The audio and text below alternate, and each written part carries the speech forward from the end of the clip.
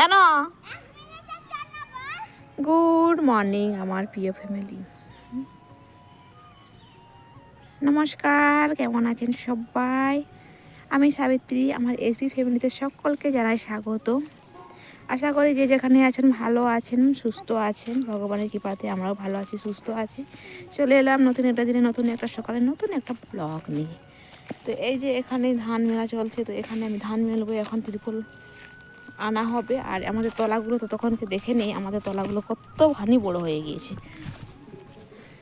এই যে অনেকখানি বড় হয়ে গেছে। যতক্ষণ এই মাটিটা শুকিয়ে ফাটছে না ততক্ষণ আমরা ছাই দেব না। বলো, ঠান্ডাতে আমরা তিরপলে করব। আর এই লাড়াগুলো তুলে নেই, একটু সমান থাকবে, সমান জায়গায় তিরপল দেওয়া হবে তার জন্য। আর এই আমার হচ্ছে দুইজন কোচ। এই তোমাদের নাম কি বলে দাও তো?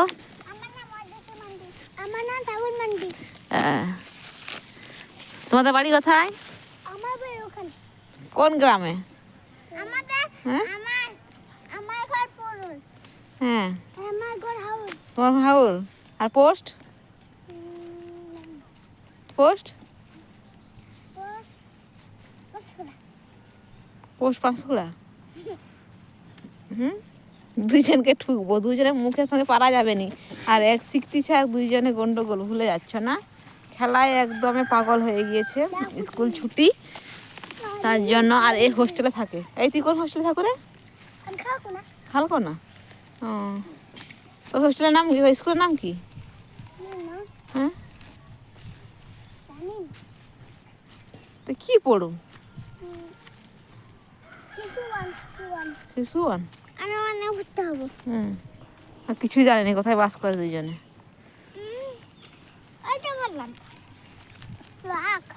এই তিরপলটা আমি টেনে নিয়ে যাবো বলছি না, এরা দুইজন হচ্ছে আমরাই নিয়ে যাবো। যেন কত পারবে দুইজনে। হ্যাঁ,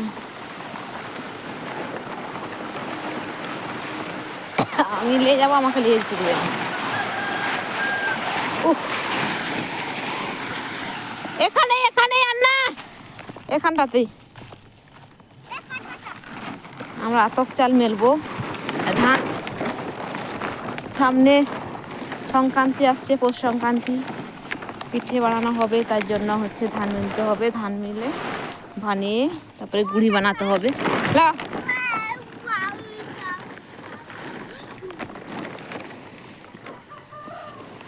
ব্যাস ব্যাস ব্যাস ব্যাস, ঠিক আছে।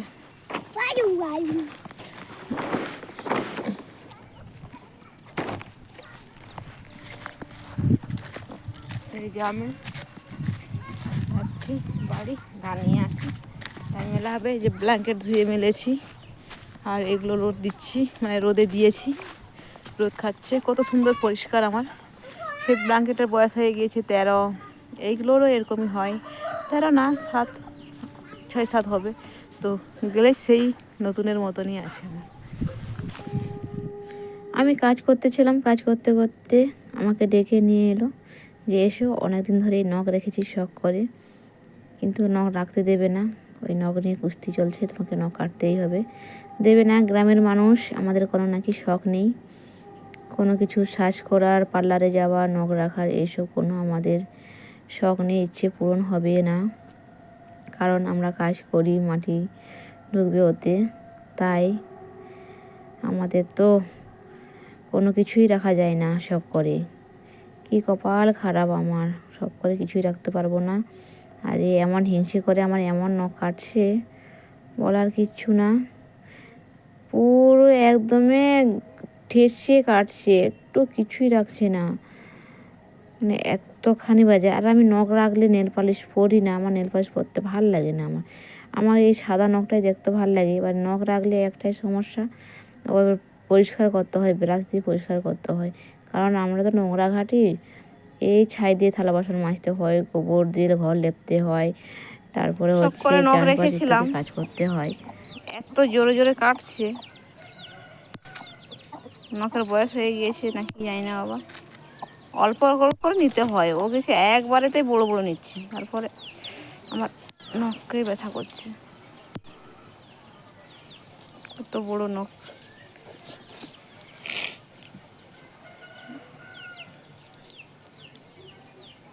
তুমি কিছু বলো নখের সম্বন্ধে। হ্যাঁ, দেখেছো মেয়েদের এত বড় বড় নখ রাখা উচিত না। কি? মেয়েদের এত বড় বড় নখ রাখা উচিত নয়। উচিত নয়। আর যারা যে তাহলে নেলস পড়ছে যে তাহলে তারা তাদের কথা বাদ দাও। কেন? তারা কি কাজ করে নাকি? ও, তারা কাজ করে না তাই? তারাও কাজ করে গো। তারা না, আমরা গোবর গ্রামের মানুষ, মাটি ঘাঁটছি, গোবর ঘাঁটছি, নখের পিছনে অনেকটা সময় নিতে হয়। ওটা নোংরা কাজ করার পর ব্রাশ দিয়ে পরিষ্কার করতে হয়।